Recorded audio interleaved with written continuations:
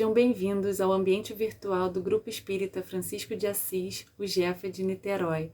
Nossa palestra de hoje será realizada por Danusa da Mata, da Federação Espírita Brasileira, com o tema O Materialismo. Para darmos início ao nosso encontro de hoje, vamos então à nossa prece inicial. Fechando os nossos olhos, elevando o nosso pensamento a Deus, vamos primeiramente agradecer a oportunidade de mais um dia de estudo. Que o tema a ser abordado hoje nos traga importantes reflexões para o nosso olhar ao que de fato é essencial e deve estar presente em nosso caminhar. Que através desses encontros possamos estar mais perto dos ensinamentos de Jesus. Que a paz esteja em nossos corações. Fica conosco, Senhor, que assim seja, graças a Deus.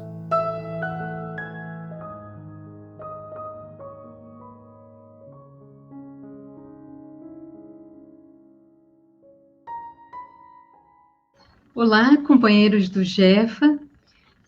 Muita alegria estar aqui com vocês hoje, conversando um pouquinho sobre a pesquisa que nós fizemos, né? Em primeiro lugar, eu queria me apresentar, eu sou a Danusa, e quero muito agradecer essa oportunidade de estar aqui conversando um pouquinho com vocês, né, sobre um assunto que é tão importante para o nosso dia a dia, né, para a nossa encarnação, na verdade, né, que é o materialismo. Bom, para a gente começar, eu queria que eu vou mostrar aqui algumas imagens, só para a gente começar a refletir sobre o assunto, entrar um pouco no clima, né, do assunto, no contexto. Vou apresentar aqui algumas imagens para vocês, bem rapidamente, e a ideia é que vocês mentalmente escolham A ou B, tá? Então, aqui, por exemplo, a gente tem essas duas fotos, você escolhe. Se fosse, por exemplo, para escolher a situação em que os nossos filhos ficarão, a gente escolheria A ou B? Escolheram? Vamos lá novamente. A ou B? Bem rapidinho. A ou B? E por último, A ou B? E agora, então, a gente pode começar um pouco as nossas reflexões sobre o tema. Que letras vocês escolheram mais? A ou B? Né? E o que está por trás dessas escolhas? Eu tive a oportunidade de ter essa mesma atividade num grupo de pais, e aí aconteceu um resultado variado, né? Alguns pais falaram, olha, eu escolhi tudo A, outros mesclaram um pouquinho A com B. Mas se a gente voltar às figuras, né, o que está por trás dessas escolhas? Se a gente escolheu a letra A aqui, normalmente é porque a gente está esperando que o nosso filho tenha sucesso, né? Se a gente escolheu A aqui novamente, a gente espera que eles tenham uma vida confortável. Se a gente escolheu A aqui, a gente espera que eles tenham saúde. Se a gente escolheu A aqui, a gente espera que eles tenham muitos amigos, muitos admiradores, que eles sejam queridos, né? Mas o que está por trás dessas escolhas? Eu volto a perguntar.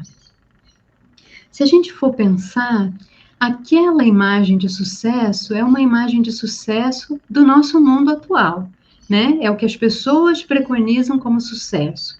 Mas nós que somos espíritas, temos a mesma visão do que seja sucesso? Será que esse sucesso na vida necessariamente vai representar sucesso na vida espiritual?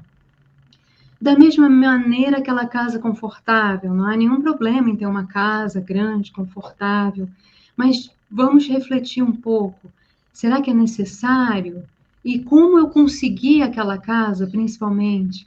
Foi de maneira honesta, trabalhando com os meus próprios meios e, ao mesmo tempo, dando atenção aos meus filhos, né, à minha família.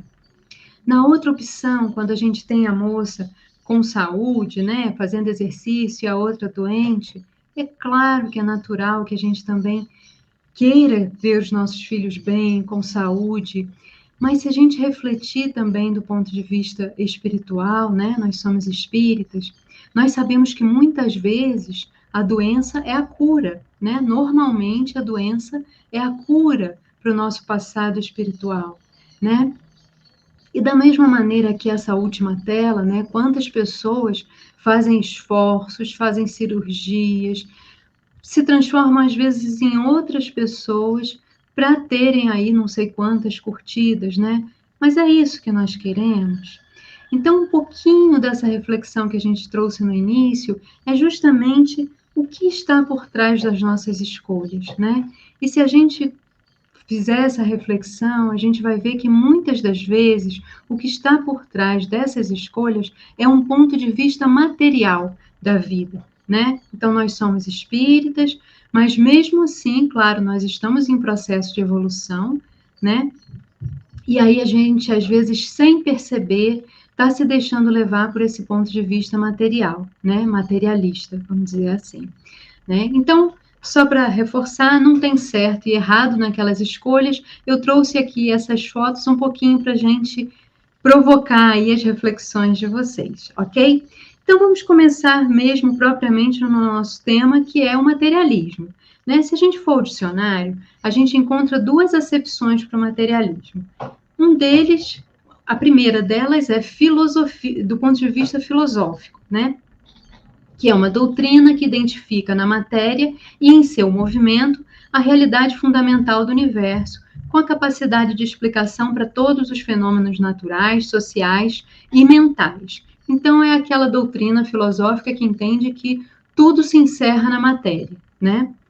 E por extensão, a gente tem uma segunda acepção, que é uma maneira de viver extremamente devotada aos bens, valores e prazeres materiais, que a gente também vê de forma assim muito constante, né, nos nossos grupos sociais.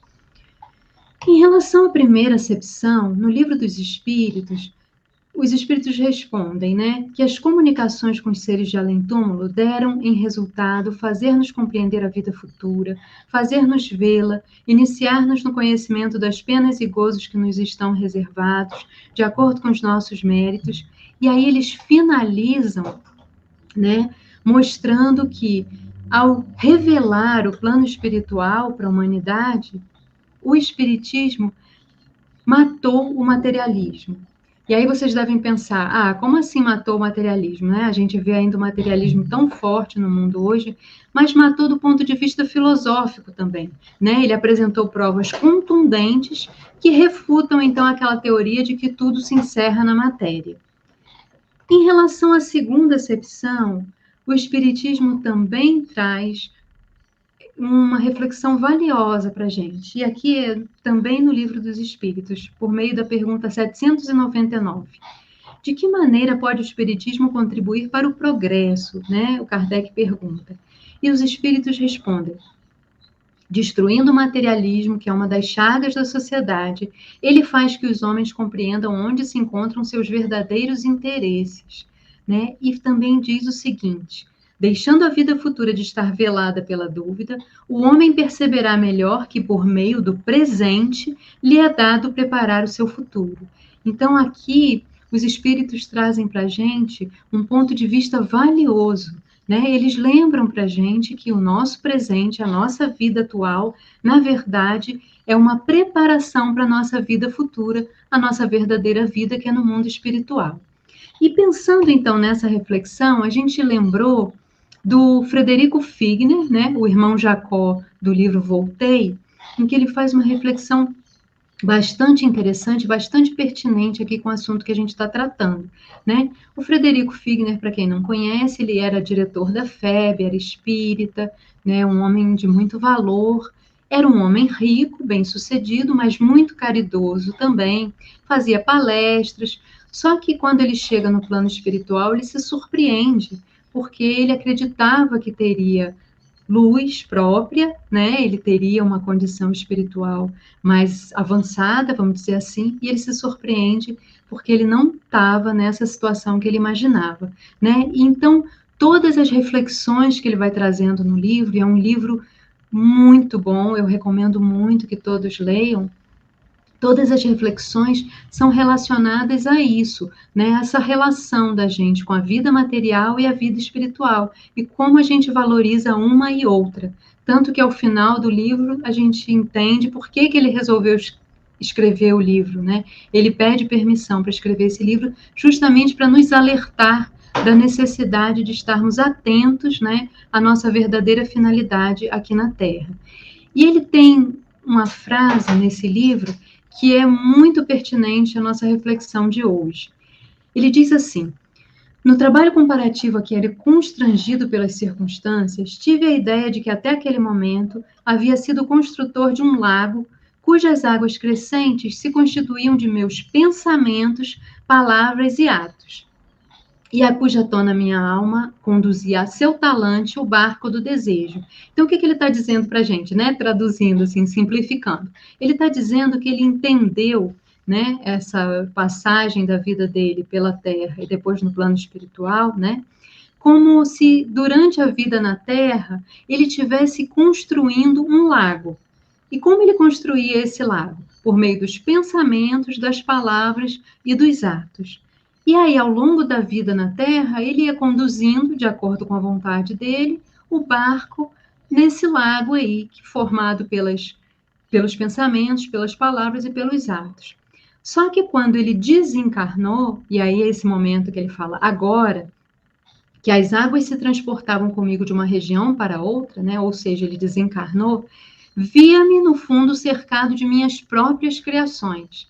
Então é como se agora, quando ele desencarnou, ele mergulhasse naquele lago e ele então passou a viver naquele mundo criado por ele durante a encarnação, que era um mundo formado pelos pensamentos, pelas palavras e pelos atos dele no dia a dia, né? Então uma reflexão muito interessante para que a gente preste atenção no nosso dia a dia. Quais são os nossos pensamentos? Qual é a qualidade das nossas palavras? Normalmente eu falo para quê? Para contribuir, para destruir, né? Os meus atos têm como finalidade ajudar o próximo ou me destacar em alguma situação, né? E é o próprio Frederico Figner que faz outra observação também bastante interessante, que é ainda no momento do desencarne dele, e também é um alerta importante para a gente. O processo de desencarne dele foi mais demorado do que ele esperava, né? E aí ele ficou ali num período um pouco mais longo para conseguir fazer a separação, os espíritos auxiliando, o doutor Bezerra de Menezes, inclusive, auxiliando também. E aí ele faz uma seguinte constatação. O doutor Bezerra diz para ele que não era possível efetuar essa separação do organismo espiritual com mais rapidez, porque o ambiente doméstico do Frederico Figner, né, do irmão Jacó, estava impregnado de certa substância que o doutor Bezerra classificou como fluidos gravitantes, que estavam desfavorecendo, atrapalhando a libertação. E aí o Frederico Figner fala, né, em seguida. Mais tarde, vim a perceber que os objetos do nosso uso pessoal emitem radiações que se casam às nossas ondas magnéticas, criando elementos de ligação entre eles e nós, reclamando-se muito desapego de nossa parte, a fim de que não nos prendam ou não nos perturbem. Então, reparem, primeiro esse alerta, né, para a importância dos pensamentos que a gente mantém, das palavras, dos atos, e agora um alerta para o relacionamento, né, para a relação que a gente tem até com os nossos objetos pessoais, porque isso, no momento do nosso desencarne, né, um momento que todos nós esperamos que vá demorar bastante, né, porque estamos aqui, né, e aprendendo, e gostamos de estar aqui, mas todos vamos passar por esse momento, então sabemos que neste momento do desencarne, esse apego aos bens materiais, né, e às coisas, dos nossos objetos do cotidiano, o nosso celular, o nosso relógio, aquele anel que a nossa avó deixou para a gente, isso tudo pode dificultar em muito o nosso processo de desencarnação. Então, sempre o alerta, né, para o tipo de relação que a gente deve manter com a matéria, né, sempre de desapego, de atenção, aprendendo aqui na Terra, mas sabendo que a gente vai voltar para o plano espiritual, que é a nossa verdadeira vida. E aí, então, né, para a gente trabalhar um pouco mais essa questão do materialismo, a gente lembrou de uma frase de Chico Xavier, que ele dizia, era muito frequente, né, as pessoas perguntarem a Chico Xavier quais eram as novidades, né? E aí pensando do ponto de vista da transição planetária, né? Qual a novidade? O que vai acontecer na Terra? E aí o Chico, com aquele jeitinho doce dele e sábio, costumava dizer, né? De uma maneira carinhosa, a novidade continua sendo a boa nova, né? E o que ele queria dizer com isso? Que para nós, né? A gente já conhece o Evangelho, né? Já conhecemos a letra, mas ainda falta incorporar, né? Então, por isso que ele ainda é, de certa forma, uma novidade para a gente, que a gente conhece até, muitas vezes sabemos ali várias passagens, mas ainda estamos no processo de internalização da mensagem de Jesus. Então, por isso o Chico falava dessa maneira carinhosa, ao mesmo tempo brincando, né? Mas a gente está usando isso aqui por quê? Porque a solução para essa questão do materialismo está no Evangelho. Todo o Evangelho, e aí eu vou passar aqui rapidamente para vocês, se a gente for olhar, só os capítulos das bem-aventuranças, são vários capítulos, eles estão ali reforçando sempre o quê? A ideia de que nós estamos aqui no planeta, né, no mundo material, mas preparando o nosso futuro, que é o nosso futuro no mundo espiritual, né? Que lá a gente vai ter as consequências do que a gente plantar aqui. Então, por isso, bem-aventurados os aflitos hoje, porque serão consolados, né, no futuro, na vida futura, da mesma forma os pobres de espírito. Mas há 3 capítulos, especialmente no Evangelho, que tratam diretamente dessa questão do mundo material, né, dessa relação entre o mundo material e o mundo espiritual. O primeiro dele é o capítulo 2, o primeiro deles, né, que é o meu reino não é deste mundo. Depois o capítulo 13, não saiba a vossa mão esquerda o que dá a vossa mão direita. E, finalmente, o capítulo 16, não se pode servir a Deus e a Mamon. Né? Então, vamos dar uma passada aqui rápida por esses capítulos, em que a gente destacou alguns pontos que são importantes aqui para a nossa reflexão de hoje. O primeiro deles é o próprio título, né, do capítulo, em que Jesus alerta: meu reino não é deste mundo. E aí, no Evangelho, os Espíritos orientam a gente no seguinte sentido: a vida futura deve constituir objeto das principais preocupações do homem na Terra. Então, voltando lá à frase do Frederico Figner, se a gente tem as nossas palavras, nossos atos, né, nossos pensamentos voltados para a vida futura, quando a gente chegar no plano espiritual, né, e mergulhar nessas águas, tudo vai ser mais tranquilo, né? Tudo vai ser mais fácil, vai ser mais acolhedor, né? Então, é o exercício que aqui Jesus nos convida. Para quem se coloca pelo pensamento na vida espiritual que é indefinida, a vida corpórea se torna simples passagem, breve estação num país ingrato. Então, nesse capítulo também, essa lembrança, né, de que estamos aqui para aprender, né? Nossa verdadeira vida não é esta, né? E ainda nesse capítulo, há um destaque para um trecho muito interessante de uma rainha de França que compara ali a realeza dela, né, que é passageira, com a realeza de Jesus, que é a verdadeira realeza. E ela chama a nossa atenção para alguns pontos. Ela diz assim: no reino de Jesus, né, não são necessárias a abnegação, a humildade, a caridade em toda a sua celeste prática, a benevolência para com todos. Então, reparem, né, se a gente voltar aquelas fotos lá do início, elas são condizentes, né, necessariamente com isso aqui? Aquelas situações são mais importantes ou é isso aqui que a rainha de França está chamando a atenção para a gente, né? E ela também acrescenta: correm os homens para alcançar os bens terrestres, como se os houvessem de guardar para sempre. Aqui, porém, todas as ilusões se somem. Então, que oportunidade nossa, né, de ter acesso a um depoimento de alguém que foi muito famosa, muito rica, muito importante, mas que, chegando ao plano espiritual, consegue fazer essa avaliação do que realmente importa, né, quando a gente está aqui encarnado. Então, a gente traz aqui 2 reflexões rápidas. Quais são as nossas principais preocupações? E se a gente já tem abnegação, humildade, caridade em toda a sua celeste prática e benevolência para com todos, né? Outro capítulo, então, que a gente também vai dar uma passagem rápida aqui, é: não saiba a vossa mão esquerda o que dê a vossa mão direita. Esse capítulo basicamente está falando ali da forma de nós fazermos a caridade. E aí também, né, eles nos chamam a atenção. Colocar-se acima da humanidade, né, quando a gente estiver fazendo a caridade, para renunciar à satisfação que advém do testemunho dos homens e esperar a aprovação de Deus. Então, o Evangelho está nos alertando de que mesmo no momento em que nós estivermos fazendo a caridade, que é, né, fundamental que a gente faça, que a gente deve estar atento ao ponto de vista que nós estamos adotando. Porque se nós fazemos a caridade para sermos admirados, então nós estamos adotando o ponto de vista material, que não é o que vai nos favorecer no nosso futuro. Né? Então, muita atenção.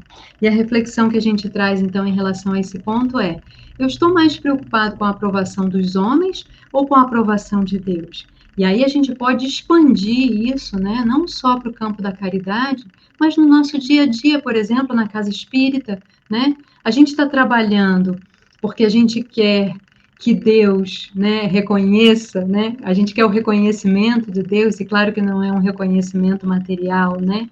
Então, a gente está trabalhando porque a gente quer estar de acordo com a lei de Deus, ou porque a gente quer a aprovação dos nossos colegas ali na casa espírita, né? É uma reflexão que nos cabe também. Da mesma maneira no trabalho, né? Eu estou fazendo o meu trabalho com afinco, me dedicando, porque eu entendo que é a minha maneira de contribuir para o aperfeiçoamento ali daquela instituição, daquele trabalho, né? E da sociedade de um modo geral, porque cada trabalho nosso, de alguma maneira, está contribuindo para o progresso, né, da nossa sociedade, ou eu estou ali me dedicando até, mas preocupado com o reconhecimento dos colegas, do chefe, né? Então, também é uma reflexão que traz para a gente esses dois pontos de vista. Mas o capítulo que trabalha mais especificamente isso de forma profunda, e eu também convido todos a lerem, é o capítulo Não se pode servir a Deus e a Mamon. E tem uma citação lindíssima, né, de Jesus, quando ele nos alerta: não ajunteis para vós tesouros na terra, onde a traça e a ferrugem corroem, e onde ladrões escavam e roubam. Mas ajuntai para vós tesouros no céu, onde nem traça nem ferrugem corroem, e onde ladrões não minam nem roubam.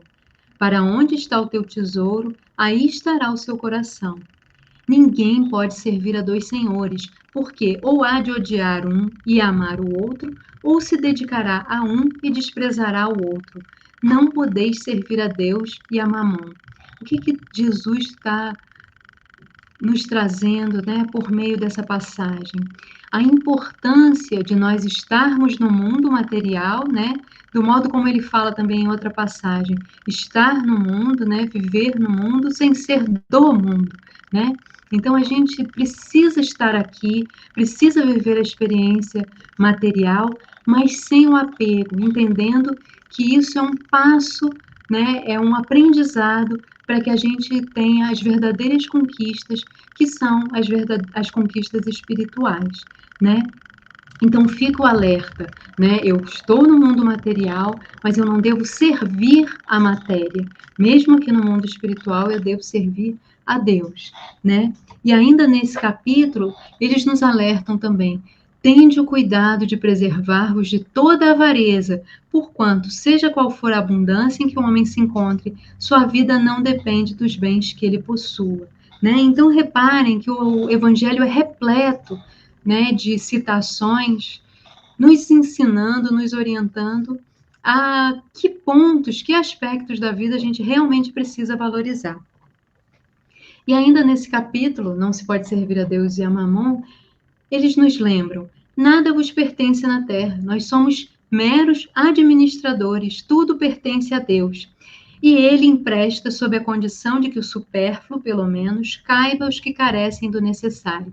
E aqui um alerta fundamental, né? A gente precisa ter essa relação, né, desapegada da matéria, consciente em relação à matéria, e também a gente precisa estar atento, né, à sociedade em que nós estamos, né? Especialmente hoje, no momento em que a gente passa por uma pandemia tão importante, tão difícil, né? Eu não vou evoluir sozinha, eu não vou também, não adianta eu me desapegar dos meus materiais e esquecer as pessoas à minha volta, né? Eu preciso, inclusive, administrar os bens que estão sob minha responsabilidade, de maneira a contribuir para o progresso também das pessoas que estão à minha volta.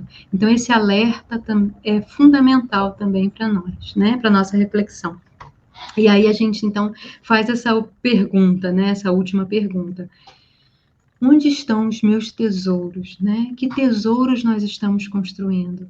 A gente está colocando os tesouros no baú ou nos corações, né? E ainda continuando nas nossas reflexões, um pouco ainda voltado para aquelas imagens que a gente trouxe, né? Aproveitando aquelas imagens que a gente trouxe na abertura, né? Da nossa conversa aqui, a gente tem lá uma situação em que há uma moça muito saudável, né? E uma outra doente. Por que a gente trouxe isso também? Porque a reflexão sobre o materialismo também envolve a nossa relação com a dor, né? Eu acabei de falar ali da pandemia, né? Que nos trouxe a todos nós tanta dor, né? Mas por que a dor, né? E de que modo eu devo enfrentar a dor, encarar a dor? A dor também pode ser encarada de um ponto de vista material, e também pode ser encarado de um ponto de vista espiritual. E é esse o alerta que agora Leon Denis traz para a gente, né? Porque do ponto de vista material, o que a gente quer?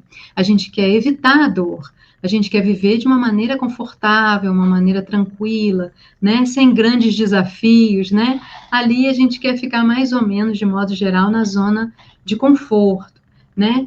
Mas aí vem a dor, que é justamente uma companheira que vem nos ajudar a alcançar a verdadeira felicidade. E aí, se vocês me permitirem, né, eu queria ler essa citação de Leon Denis, porque ela é muito bonita, e ela nos ajuda também a encarar a dor, então, de um ponto de vista real, né, que é o ponto de vista espiritual, a finalidade da dor nas nossas vidas, né? E aí ele fala assim: por mais admirável que possa parecer à primeira vista, a dor é apenas um meio de que usa o poder infinito para nos chamar a si e, ao mesmo tempo, tornar-nos mais rapidamente acessíveis à felicidade espiritual, única, duradoura. Então ele está dizendo para a gente, é um meio que Deus utiliza para nos chamar para perto dele, né? Para a verdadeira felicidade, que é a única que é duradoura, né? Se a dor não vem, muitas vezes a gente ia ficar ali séculos, né, naquela situação, na zona de conforto. Então Deus permite, né, que venha a dor para nos fazer acelerar e chegar mais perto à verdadeira, mais rápido, né, à verdadeira felicidade.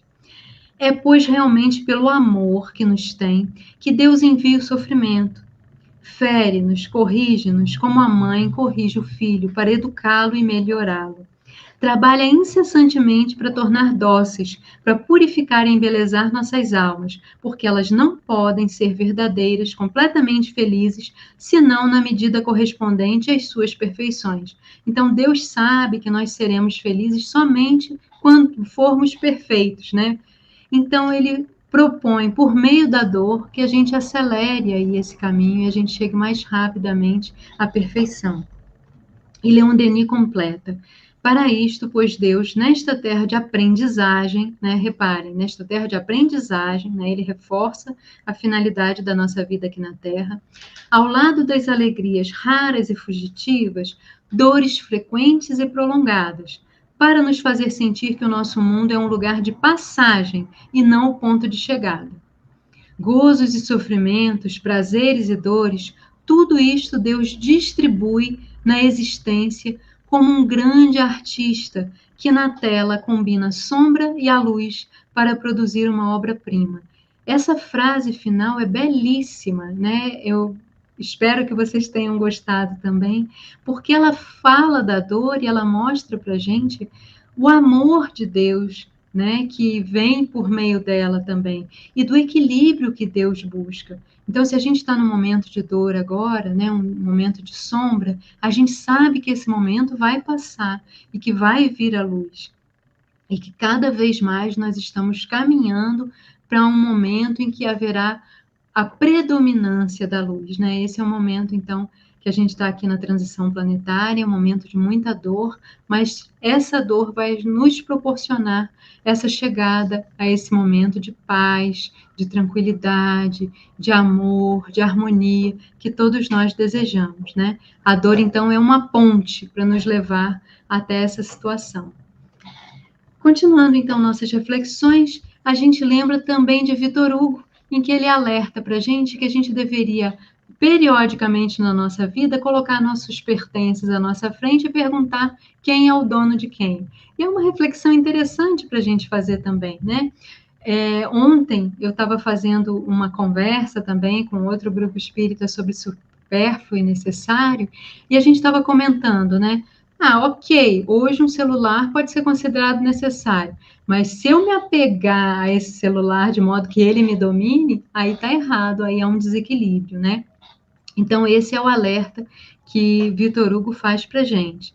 Então, ele faz esse alerta, né, para as coisas que a gente já tem, para os bens que a gente tem, mas a gente também traz uma reflexão sobre as nossas novas aquisições, porque a gente vive num mundo material e a gente está precisando sempre fazer aquisições, mas que a gente, então, nas novas aquisições, né, nas nossas compras, no nosso consumo, a gente também reflita sobre o ponto de vista, né, que está predominando naquele momento. Se o ponto de vista é o material que está predominando, ou se é o ponto de vista espiritual, que a gente já consegue também trabalhar por meio das compras, né, refletindo ali no momento de fazer as nossas aquisições. Então, só para vocês saberem, existe hoje uma conceituação, né, de consumidor consciente, consumidor iniciante somente, né, o indiferente. E aí, só para vocês saberem, né, tem o consumidor indiferente, que hoje, pelas pesquisas, representa 38% da população. Consumidor iniciante já tem um pouquinho mais de consciência ali também, 38%. 20% já são considerados consumidores engajados, mas o consumidor consciente, que é aquele que faz realmente suas compras de acordo com a necessidade, que leva em consideração o impacto na sociedade, o impacto no planeta, somos só 4% da população brasileira. Né? Então, um alerta também para a gente, porque no dia a dia, né, a gente tem que se fazer essa pergunta, né? Eu estou comprando isso por quê? Né? Para atender uma necessidade ou para atender a um capricho? Para atender uma necessidade ou porque a sociedade, de certa forma, impõe que eu faça esse tipo de aquisição, né? E aí, rapidamente, para passar para vocês alguns dados para ajudar nessa reflexão, hoje se diz, né, que a gente tem uma sobrecarga na Terra, né, e o dia 29 de julho foi escolhido para simbolizar, né, essa sobrecarga. Pelos cálculos, a gente precisa hoje, para manter o nosso padrão de consumo, de 1,7 planeta, né? Só que a gente só tem um. Então, é um alerta, né? Porque o nosso consumo, às vezes a gente até pensa, não tem nada demais, eu posso pagar, eu consegui, né, esses recursos honestamente com o meu trabalho, mas hoje a vida está nos obrigando a fazer uma reflexão mais profunda, né? Porque tudo isso que a gente compra tem impacto no planeta. Outra reflexão também que nos cabe é que hoje, no Brasil, em decorrência da pandemia, estima-se que há 19 milhões de brasileiros em situação de fome, né? E por que eu estou trazendo isso? Porque isso tem relação com a nossa relação de consumo, né? Como a gente está gastando os nossos bens, como a gente está administrando nossos bens. Quando eu vou fazer uma compra, ou quando eu vou fazer ali uma organização na minha casa, né? Será que eu me lembro que há irmãos meus, que são brasileiros também, que estão nessa situação, e que eu, como administradora desses bens, preciso levá-los em consideração nas minhas escolhas, né? Então, é também um ponto para nossa reflexão. E outro também é um alerta, né, da Sociedade Brasileira de Cirurgia Plástica, mostrando que nos últimos 10 anos ocorreu um aumento de 141% de cirurgias plásticas entre jovens de 13 a 18 anos no Brasil. O que é isso, né? É outra pergunta que a gente pode fazer. O que está por trás dessa necessidade que os nossos jovens estão sentindo de alterar aí o seu corpo físico, que é uma bênção, que foi planejado de acordo com as nossas necessidades, né? Por que tão jovens, tantos jovens estão sentindo essa necessidade? É um alerta para a gente também. Que ponto de vista que está prevalecendo aí, né? Provavelmente o ponto de vista material. Então, é mais um alerta. Mas agora a gente tem um convite, né? A gente falou do Evangelho, né? E agora a gente continua, né?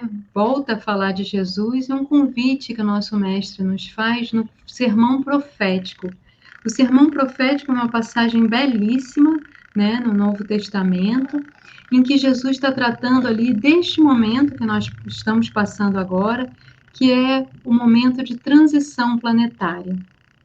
Então, Jesus faz o seguinte convite para a gente: atenção, então virá o fim. Portanto, quando virdes a abominação devastadora, que foi falada através do profeta Daniel, estabelecida no lugar santo, quem estiver lendo, compreenda. Então, os que estiverem na Judéia, fujam para os montes. O que estiver sobre o terraço, não desça para pegar as coisas de dentro de sua casa. Quem estiver no campo, não volte atrás para pegar suas vestes. O que Jesus está nos dizendo, né? Nesses momentos, né, pelos quais estamos passando, momentos tão desafiadores, a que a gente deve dar atenção, né? O que a gente deve priorizar, né? Ele está falando ali, os montes, né? Quem estiver sobre o terraço, não desça, né? O que ele está dizendo para a gente? E quem nos ajuda nessa resposta é Emmanuel. Ele tem um capítulo no livro Caminho, Verdade e Vida, em que ele fala, né? Ele retoma esse trecho, né, do sermão profético, né? E ele lembra para a gente o seguinte: é chegado o instante de se retirarem os que permanecem na Judéia para os montes das ideias superiores. Qual a interpretação, então, que Emmanuel traz para a gente? Né? Que somos nós, os cristãos atuais, que estamos na Judéia, né? Que já conhecemos a palavra do Cristo e que já temos a vontade de segui-la. E muitos de nós, a maioria de nós, já está se esforçando nesse sentido. Então, nós que estamos na Judéia, precisamos estar atentos e nos mantermos nos montes das ideias superiores. Então, o que é isso, senão estar atento, né, a esse ponto de vista mais materialista e esse ponto de vista espiritual? Né? Quando ele fala ali, não volte para pegar suas coisas na casa, né? Não desça do terraço, e o que ele está dizendo para a gente? Vamos nos manter nas ideias superiores, vamos nos manter na busca de realmente vivenciar o Evangelho, vivenciar o que Jesus nos ensinou, porque são os seus ensinamentos que vão nos levar a essa situação de paz, de harmonia que a gente tanto deseja. Mas para isso a gente precisa então passar por esse período de turbulência, mas passar atentos, né? Passar da melhor forma.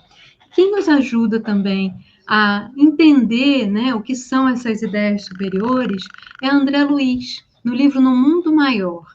Né? O mentor de André Luiz, nesse livro, eles tratam muito da questão da mente, né? O mentor de André Luiz, ele alerta para o seguinte, ele diz assim: a nossa mente é como se fosse um castelo de 3 andares. No primeiro andar estão ali os impulsos automáticos, os hábitos, os automatismos, os serviços já realizados, os instintos, o que a gente já conquistou, né? E essa relação aí, então, com os automatismos, né? No segundo andar estão as conquistas atuais, as qualidades nobres que estamos edificando, né? Com esforço, com base na nossa vontade. É o nosso dia a dia, o nosso esforço, aquela luta nossa ali, né? Para vencer o homem velho, né? Como dizia Paulo de Tarso. Mas no terceiro andar, né? Eu comecei de baixo para cima, primeiro, segundo. No terceiro andar estão as noções superiores, o ideal, a nossa meta superior a ser alcançada, que é justamente a perfeição, né? E aí o mentor de André Luiz, ele faz um alerta, ele diz que nós aqui na Terra estamos, a grande maioria, no primeiro e ainda um pouco no segundo andar, mas vamos muito pouco ao terceiro andar. Né? E o que é esse terceiro andar, essas noções superiores? É exatamente o Evangelho, né? Essas ideias superiores que Emmanuel nos alerta, né? Que nós devemos manter e que Jesus fala tão lindamente, tão carinhosamente por meio do sermão profético. Vamos buscar então o terceiro andar. Isso no nosso dia a dia, né? Retomando um pouco a frase do Frederico Figner, né? No nosso dia a dia, vamos cuidar, vamos vigiar, como Jesus alertou também, né? Os nossos pensamentos, os nossos atos, as nossas palavras, para que a gente realmente consiga se manter nesse terceiro andar, se manter nos montes, se manter no terraço, como Jesus nos convidou a fazer. Né? E agora já partindo para as reflexões finais, eu gostaria de lembrar a vocês alguns pontos aqui rápidos, né, que a gente foi conversando sobre eles ao longo do estudo, mas que a gente então pode repetir aqui só para fixar. Em que andar eu tenho me mantido por mais tempo? Eu encaro a vida na Terra como simples passagem? Que objetos me prenderiam aqui na Terra se eu desencarnasse hoje? Eu administro os bens ou são eles que me administram? Eu reflito sobre a diferença entre necessário e supérfluo antes de comprar algo? Eu sou um consumidor consciente? Eu me preocupo com o futuro do planeta? Eu sou grata pelas oportunidades e por tudo que tenho? Eu aceito as dificuldades, a dor como auxílio do alto? Eu busco incessantemente praticar o amar ao próximo como a si mesmo, né? E essas relações aí, né, com os nossos bens, nessas relações é fundamental que a gente se lembre sempre do amar ao próximo como a si mesmo, né? E a gente então se colocar na situação das pessoas que estão mais vulneráveis que nós, por exemplo, né? Eu estou transformando o meu supérfluo no necessário para alguém?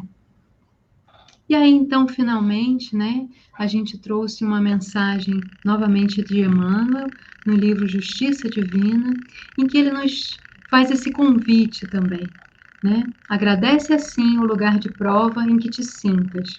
Corpo doente, companheiro difícil, parente complexo, chefe amargo e dificuldade constante são oportunidades que se renovam. Todo título exterior é instrumentação de serviço.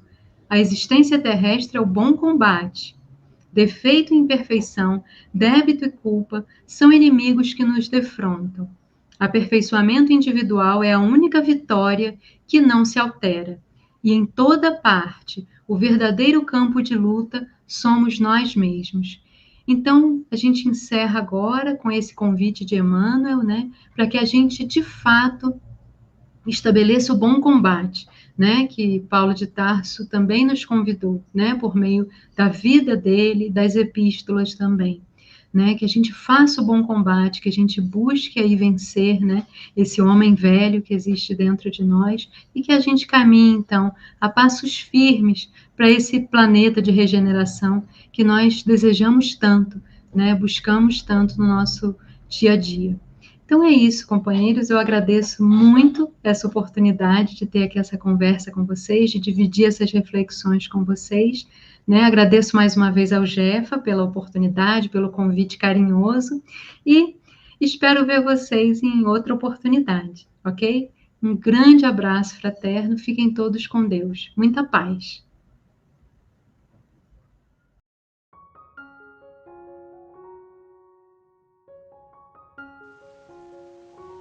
Deus nosso Pai, de infinita bondade e misericórdia, Jesus, querido irmão, companheiro e conselheiro de todas as horas, espiritualidade que tutela os trabalhos dessa casa tão querida que nos acolhe, queremos agradecer por mais essas reflexões que foram trazidas na palestra de hoje.